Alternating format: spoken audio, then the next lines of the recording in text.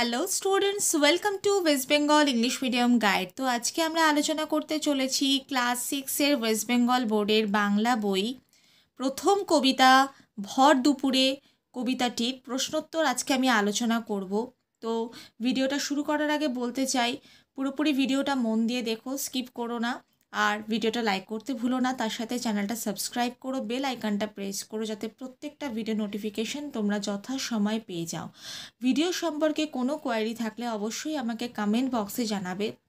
আর কোনো ভিডিও তোমরা যদি মিস করে গিয়ে থাকো তাহলে ডেসক্রিপশন বক্স অথবা প্লেলিস্টে সমস্ত ভিডিও দেওয়া আছে, চেক আউট করে নিও। তাহলে চলো স্টার্ট করি। ভর দুপুরে কবিতাটি লিখেছেন কবি নীরেন্দ্রনাথ চক্রবর্তী। নীরেন্দ্রনাথ চক্রবর্তীর জন্মস্থান কোথায়? নীরেন্দ্রনাথ চক্রবর্তীর জন্মস্থান বাংলাদেশের ফরিদপুর জেলায়। তার লেখা দুটি কাব্যগ্রন্থের নাম লেখো। তার লেখা দুটি কাব্যগ্রন্থের নাম নীল নির্জন, অন্ধকার বারান্দা।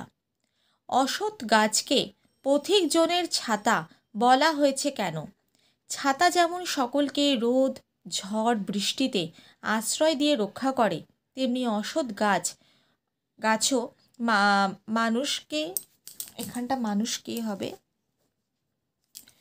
মানুষকে রোদ, ঝড়, বৃষ্টির হাত থেকে রক্ষা করে। তাই কবি অশ্বত্থ গাছকে পথিকজনের ছাতা বলেছেন।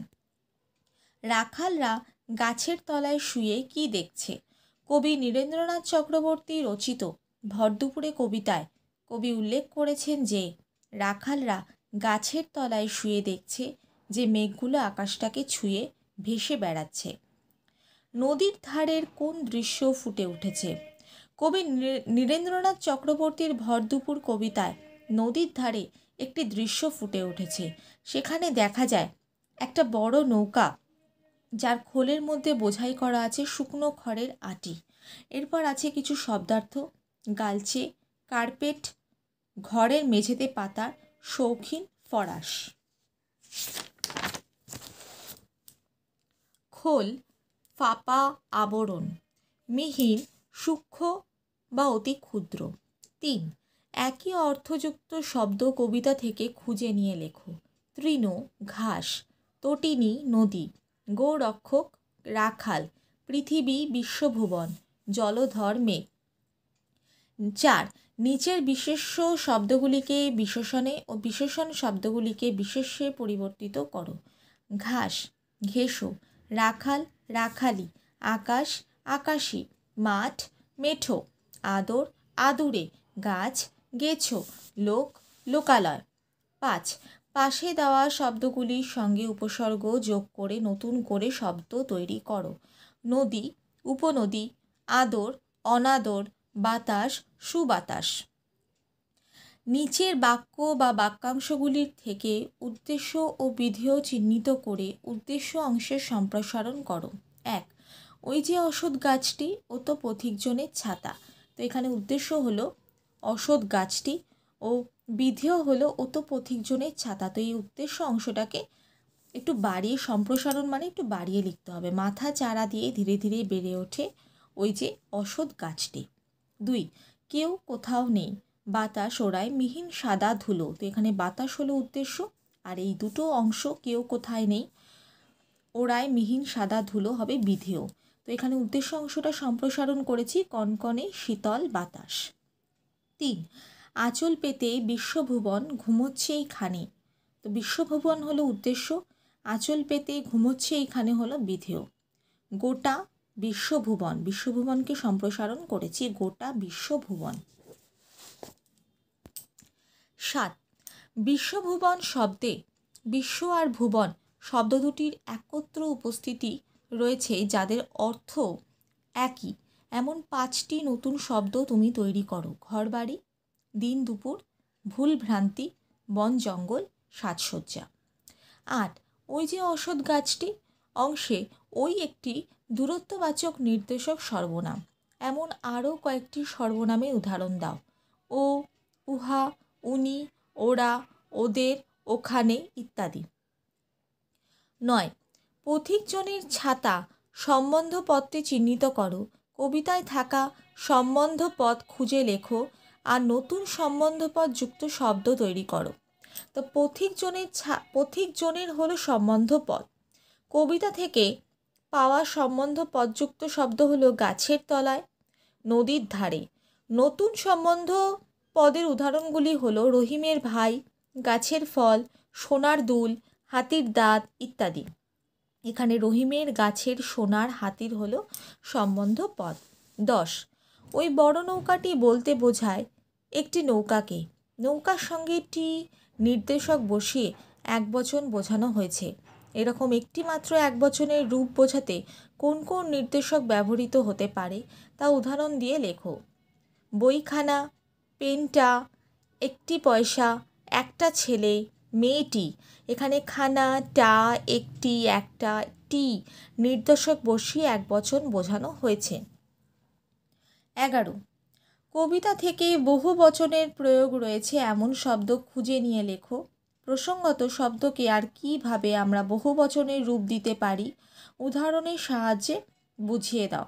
গরু বাছুর, মেঘগুলো, লোকগুলো, এগুলো হলো বহু বচনের প্রয়োগের শব্দ, কবিতার থেকে নেওয়া হয়েছে। এবার হচ্ছে কিভাবে আমরা এক বচনকে বহু বচন করতে পারি। বিশেষ্য সর্বনাম পদের সঙ্গে রা, এরা, দিগের, দের প্রভৃতি যোগ করে বহুবচন করা হয়, যেমন আমরা, মহিলাদিগের, বিপ্লবীদের। আর শব্দের শেষে কুল, গণ, মণ্ডলী, বর্গ, মহল প্রভৃতি যোগ করে বহুবচন গঠন করা হয়, যেমন গুরুকুল, জনগণ, ছাত্রবর্গ, জ্যোতিষ্ক মণ্ডলী ইত্যাদি। এবার আসছি কোয়েশ্চেন অ্যান্সার পার্টে। আঁচল পেতে বিশ্বভুবন ঘুমোচ্ছে এইখানে, কবির এমন ভাবনার কারণ কি? ভরদুপুরে কবিতায় কবি নীরেন্দ্রনাথ চক্রবর্তী এক অলস দুপুরের চিত্র আমাদের সামনে ফুটিয়ে তুলেছেন।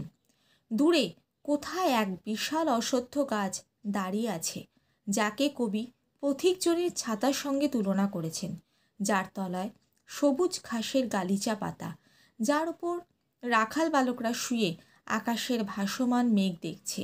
ভরদুপুরে কোথাও কারোর চিহ্ন নেই, সবাই যে যার ঘরে ঘুমোচ্ছে, বাতাসে উঠছে সাদা মিহিন ধুলো। এই পরিবেশে কবির তাই মনে হচ্ছে এই ভরদুপুরে শুধু যে মানুষই ঘুমোচ্ছে তা নয়, গোটা বিশ্বভুবন আঁচল পেতে এখানে ঘুমাচ্ছে। 12-2 ভরদুপুরে কবিতায় গ্রাম বাংলার এক অলস দুপুরের ছবি খুঁজে পাওয়া যায়। কবিতায় ফুটে ওঠা সেই ছবিটি কেমন লেখো। কবি নীরেন্দ্রনাথ চক্রবর্তী ভরদুপুরে কবিতায় এক অলস দুপুরের চিত্র আমাদের সামনে তুলে ধরেছেন। তিনি দেখিয়েছেন দূরে এক বিশাল অশ্বত্থ গাছ দাঁড়িয়ে আছে, যেটি পথিকজনের ছাতার মতো আশ্রয় দেয়।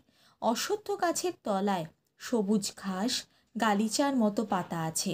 দূরে গরু বাছুররা চড়ছে, আর ঘাসের গালিচার ওপর রাখাল বালকরা শুয়ে ভেসে যাওয়া আকাশে মেঘ দেখছে।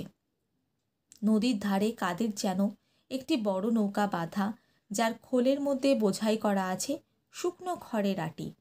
কোথাও কারো চিহ্ন নেই, বাতাসে উড়ে বেড়াচ্ছে সাদা মিহিন ধুলো। সবাই যে যার ঘরে ঘুমোচ্ছে। কবির এই অলস দুপুরের চিত্র দেখে মনে হচ্ছে শুধু মানুষ ঘুমোচ্ছে না, বিশ্বভুবন যেন আঁচল পেতে এখানে ঘুমোচ্ছে। এবার আছি 12-3। কোনো এক ছুটির দিনে দুপুরবেলায় তোমাদের বাড়ির চারপাশ জুড়ে কেমন পরিবেশ সৃষ্টি হয় তা জানিয়ে বন্ধুকে একটা চিঠি লেখো। তো এখানে দেবে নিজের ঠিকানা। আর এবার আমি বডিতে আসছি, চিঠির যে অংশটা। প্রিয় পর্ণা, আশা করি তুই ভালো আছিস। দুদিন হলো স্কুলে গরমের ছুটি পড়েছে। বাড়িতে থেকে বুঝতে পারছি দুপুরবেলা বাড়ির পরিবেশ কতটা নির্জন থাকে। স্কুলের পরিবেশের থেকে একদম অন্যরকম। সবাই যে যার ঘরে ভাত ঘুম দিচ্ছে।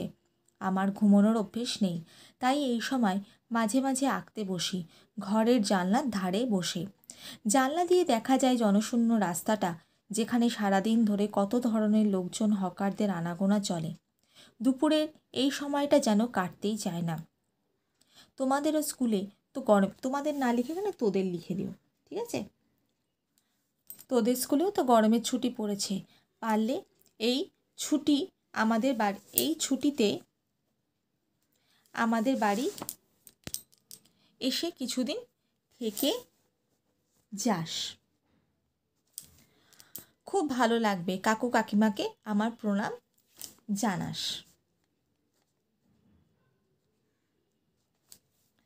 ইতি, তোর বন্ধু বলে নিজের নাম দিয়ে দেবে।